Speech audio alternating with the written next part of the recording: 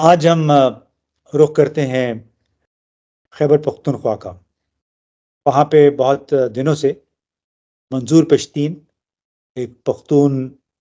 جرگے کی عدالت کی بات کر رہے تھے، تیاری بھی ہو رہی تھی، پھر اٹھ کے خیبر میں جہاں انہوں نے کیمپ لگایا تھا اس پہ حملہ بھی ہو گیا، 2 دفعہ پولیس نے اس کو اکھاڑ پھینکا، اور 3 دن پہلے پی ٹی ایم یعنی پشتون تحفظ موومنٹ جو ہے اس پہ پابندی لگا دی گئی۔ صوبائی حکومت نے بھی وہی کام کیا، اور یہ ایک پیٹرن ہے ہماری ریاست کا کہ جب ان کا دل کرتا ہے کسی چیز پہ ان کے لیے انکمفرٹیبل ہوتی ہے وہ پابندی لگا دیتے ہیں، کچھ عرصے کے بعد پھر وہی پارٹی، وہی جماعت یا وہی شخصیت دوبارہ محب وطن بن جاتی ہے، اس کے ساتھ بات چیت شروع ہو جاتی ہے، اور یہ اپنے ماضی میں کئی مرتبہ دیکھا ہے۔ اور آج کل تو چاہے پی ٹی ایم ہے، چاہے ڈاکٹر مہارنگ بلوچ ہیں، ان کو بھی کہا گیا کہ بلکہ آئی ایس پی آر کے سربراہ نے تو پریس کانفرنس میں کہا 5 اگست کو کہ ان کو تو باہر سے فنڈنگ ہوتی ہے۔ بالکل ایسی انہوں نے بات کی جیسے کہ جنرل آصف غفور نے کچھ سال پہلے پی ٹی ایم کے حوالے سے، علی وزیر اور محسن داور، ان سب کے حوالے سے ایک بڑی جنرل سی اسٹیٹمنٹ دی تھی کہ ان کو باہر سے مالی امداد ملتی ہے، جس کی وجہ سے یہ ریاست مخالف، ان کے بقول ریاست مخالف ایجنڈا جو ہے اس کو پروموٹ کرتے ہیں۔ اب اس سے ظاہر پابندی لگانے سے، سسپینشن سے یا کسی مسئلے کے اوپر ڈھکن رکھ دینے سے مسائل حل نہیں ہوتے، تو اسی لیے آج ہم آپ کی ملاقات کروا رہے ہیں شمس مومند صاحب سے۔ ان کا تعلق مومند ضلع سے ہے، پہلے یہ ایجنسی ہوتی تھی، فاٹا سے تعلق ہے، صحافی بھی ہیں، کالم نگار بھی ہیں، کتابیں بھی لکھی ہیں، اور ان کا بھی بڑا ایک پیشنیٹ، جذباتی کہہ لیں یا پیشنیٹ کہہ لیں، لیکن بڑا گہرا ایک ویو ہے اس تمام صورتحال کے حوالے سے، کیونکہ یہ ہم سے زیادہ وزیرستان کے باجوڑ کے حالات سے واقف ہیں۔ تو السلام علیکم شمس صاحب۔ وعلیکم السلام امتیاز گل صاحب، آپ کا بہت شکریہ، ایک بہت اچھے اور بہت بڑے کریڈیبل ڈیجیٹل پلیٹ فارم پہ یہ موقع فراہم کرنے کا بہت شکریہ۔ نہیں، بس کوشش ہوتی ہے کہ ہم پالیسی ایشوز پہ بات کریں، اور اب جب سے وفاقی اور صوبائی حکومتوں نے پی ٹی ایم پہ پابندی لگائی ہے، ظاہر ہے اس حوالے سے بہت زیادہ خبر باہر آتی بھی نہیں ہے، تو پہلے تو آپ بنیادی طور پہ یہ بتائیں کہ پی ٹی ایم کے مطالبات کیا ہیں؟ بہت شکریہ سر، یہ 2017-18 کی بات ہے۔ آپ کو معلوم ہے کہ نقیب اللہ محسود جو کراچی میں پولیس کے ساتھ ایک مقابلے میں، یا ویسے ہی انہوں نے ایک فیک مقابلے میں اس کو شہید کر دیا تھا، اس کے بعد یہ تحریک شروع ہوئی تھی، اور انہوں نے اپنا ابتدائی دھرنا جو ہے وہ اسلام آباد میں دیا تھا، تقریباً کوئی ہفتہ 10 دن انہوں نے دھرنا دیا تھا پریس کلب کے سامنے بہت پرامن انداز سے۔ اسی وقت سے اس کی شروعات ہوئی ہے، اسی وقت سے اس کو پاپولرٹی ملی ہے، اور پاپولرٹی اسی وجہ سے ان کو ملی ہے کہ ایک تو یہ اپنے محروم علاقوں کے جو قبائلی اضلاع کہلاتے تھے، اس وقت اس کی مرجر بھی نہیں ہوئی تھی، تو اس میں یہ لوگ مطالبہ کر رہے تھے کہ ایک تو وہاں پر امن قائم کیا جائے،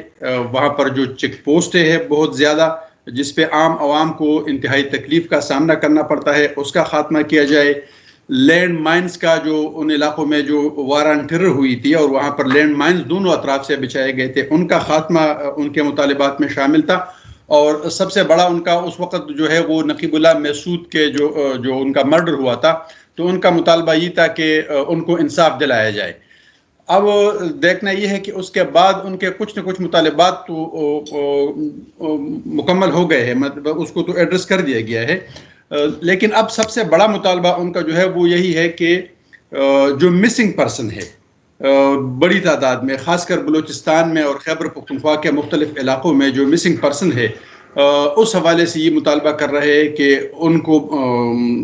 عدالتوں کے سامنے پیش کیا جائے، اگر ان پہ کوئی مقدمات ہے تو مقدمات چلائے جائے، ادروائز ان کو رہا کر دیا جائے۔ دوسری بات ان کا بڑا مطالبہ یہ ہے کہ خیبر پختونخوا کے مختلف علاقوں میں، اور خاص کر جو قبائلی اضلاع ہے جو آج کل زم اضلاع کہلاتے ہیں،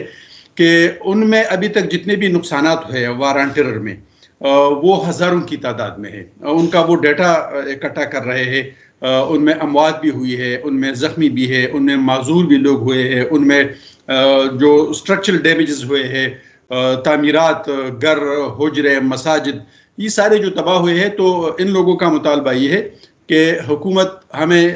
ان کی جو ہے کمپنسیشن اس لیے فراہم کرے کہ اس میں قبائلی عوام کا تو کوئی قصور نہیں تھا. وہ کہہ رہے ہیں کہ یہ عالمی جنگ ہے اور ہم عالمی جنگ کا نشانہ بن رہے ہیں, لہٰذا ہمیں ان کا کمپنسیشن دیا جائے. اوکے, اب یہ تو آپ نے جو دو باتیں بتائیں کہ ایک جبری طور پہ گمشدہ افراد کی برآمدگی, اور دوسرا یہ کہ گزشتہ 20-22 برسوں کے دوران جو نقصانات ہوئے مختلف آپریشنز کے نتیجے میں. ظاہر ہے مسلح افواج جاتی تھی جہاں انہیں اطلاع ملتی تھی کہ دہشت گرد چھپے ہوئے ہیں, وہ پھر اس میں جس کو کہتے ہیں کولیٹرل ڈیمیج, کہ وہ گھر مسمار کر رہے ہیں, مارکیٹیں گرا رہے ہیں, اس میں عام لوگوں کا بھی, عام تاجروں کا بھی نقصان ہوتا تھا. تو یہ تو دو بڑے جائز مطالبات ہیں کہ جبری طور پہ گمشدہ افراد اور نقصانات کا ازالہ, جس کو ہم کہتے ہیں کہ نئے ضم شدہ اضلاع میں جو کہ سابقہ فاٹا کا حصہ تھے. تو یہ دو مطالبات اس پہ پابندی لگانے کا سبب بنے ہیں؟ نہیں, میرے خیال نہیں ہے کہ صرف یہ دو مطالبات جو ہے اس پہ پابندی کا سبب بنے. اس دوران جب سے پی ٹی ایم کی شروعات ہوئی ہے اور جب سے اس کو ایک طرح سے بوسٹ ملا ہے, اس کو شہرت ملی ہے, تو یہ شہرت اور یہ بوسٹ جو ہے وہ صرف ملک کے جغرافیائی سرحدوں تک محدود نہیں رہی ہے, بلکہ پشتون جو ہے وہ جہاں جہاں بھی رہتے ہیں, خصوصاً ہم یورپ, امریکہ, کینیڈا, ان ممالک کی اگر ہم بات کر لیں یو کے سمیت, تو جتنے پشتون وہاں پر رہائش پذیر ہے, آپ کو بھی اچھی طرح معلوم ہے سر کہ وہاں پر رہائش پذیر پشتونوں میں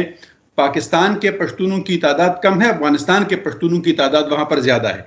وہاں پر لوگوں نے اس کو ایک طرح سے اینٹی اسٹیبلشمنٹ تحریک کے طور پہ لیا ہے یا اینٹی اسٹیٹ تحریک کے طور پہ لیا ہے, اور وہ تمام لوگ جو کسی نہ کسی شکل میں,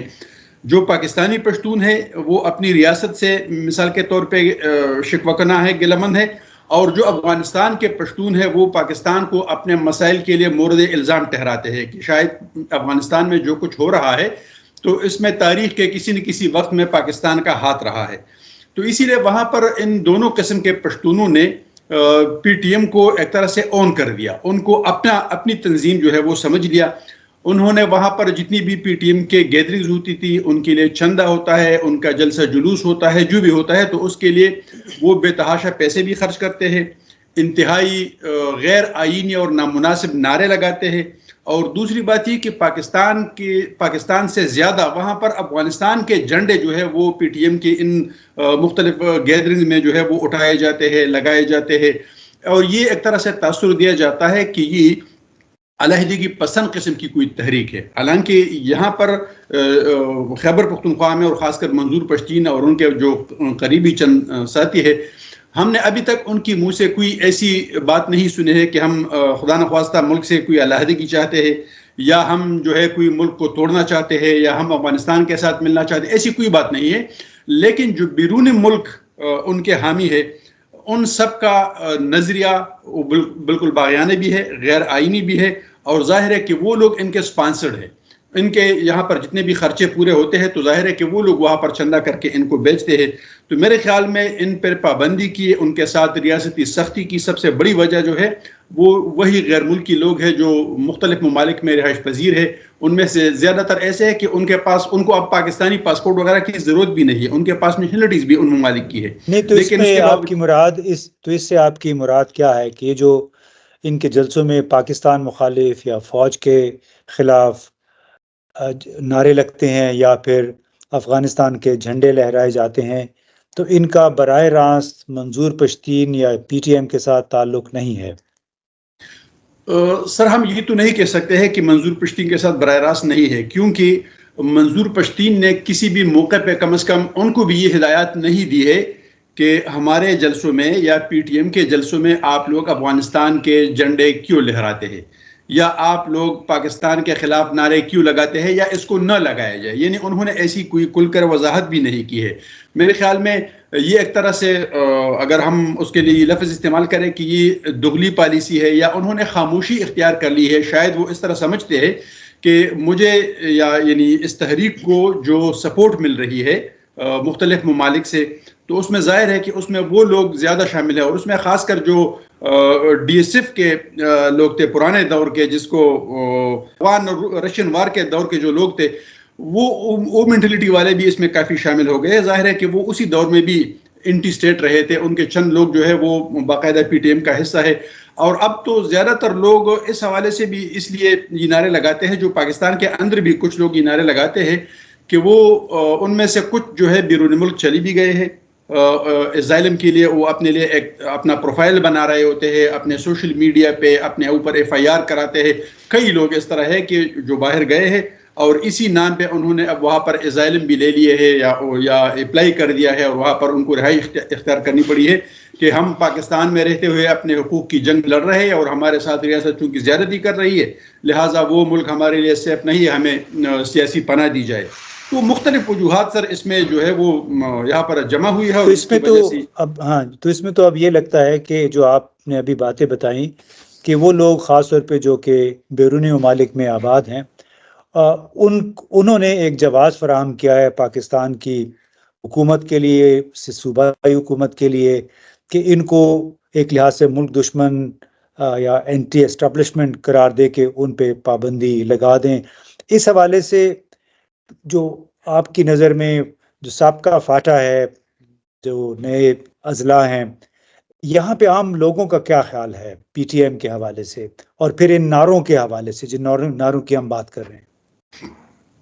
سر جو قبائلی اضلاع ہے، یہاں پر عام لوگوں کو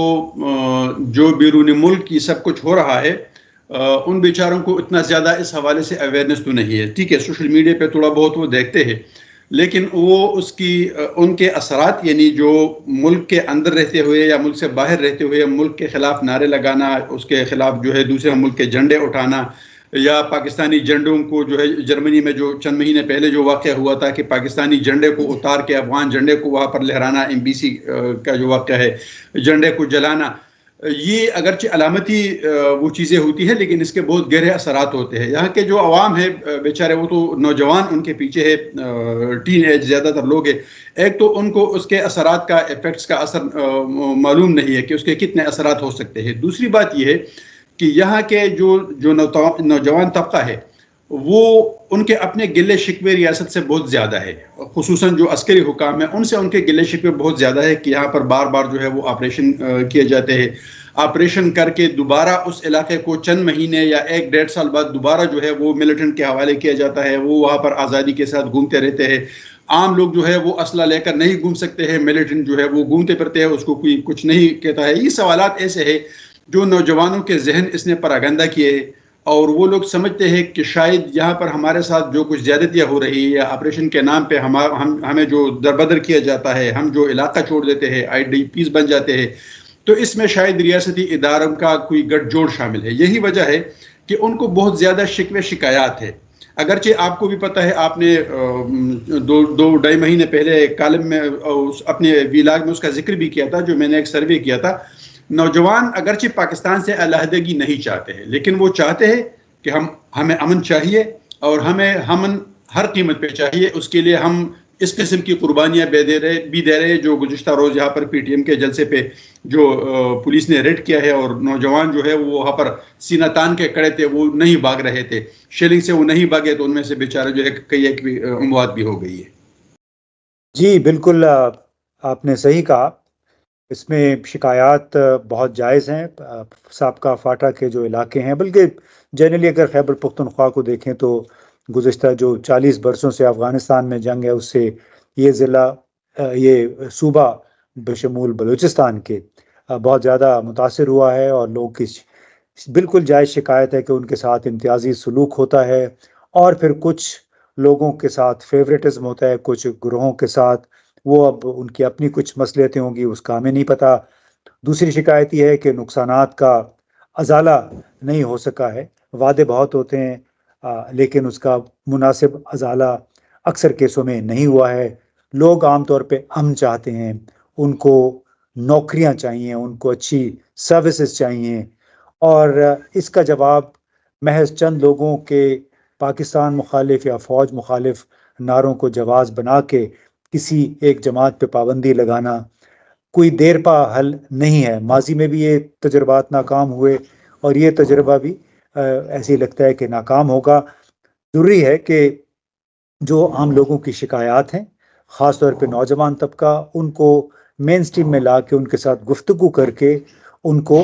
قومی دھارے میں شامل کریں، بجائے اس کے کہ ان کو ایک ٹھپا لگا کے کہ یہ پاکستان مخالف ہیں یا پاکستان دشمن ہیں، اور ان کو آپ مزید ان کے جذبات کو بھڑکائیں، ان کے احساس محرومی میں مزید اضافہ کریں. تو بڑا ضروری ہے کہ ایک انکلوسیو انداز میں ان سب کو ساتھ ملا کے ان کے ساتھ بات چیت کی جائے، بجائے اس کے کہ ان کے کیمپوں پہ دھاوا بول دیں، ان پہ پابندی لگا دیں، ان کے لوگوں کو گرفتار کریں. یہ کوئی دیر پا حل موجودہ صورتحال کا نہیں ہے. بہت بہت شکریہ شمس.